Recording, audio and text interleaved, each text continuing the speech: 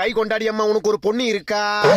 பர்ற வாயு, பண்ணு மூக்கு, சந்து பல்லு, ஒரு வீடு வாசல் பேருக்கு தெரியாது, கிச்சன் பக்கமே போக மாட்டா, சிக்கன் மட்டன் துண்ணுவா, கல்யாணம் பண்ணி வச்சா கட்டணம் கை தரத்துட்டு ஓடியாந்துருவா, மேக்கப் இல்லாம வெளியே வர மாட்டா, செல்ஃபி பைத்தியம், போட்டோ எடுக்கிறதுனா ஸ்னாப் சாட்ல தான் எடுப்பா.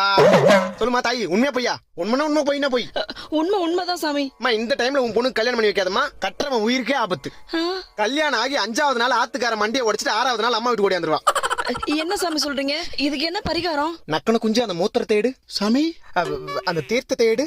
ஓ இந்தாங்க சாமி. அம்மா என்ன சாமி இது?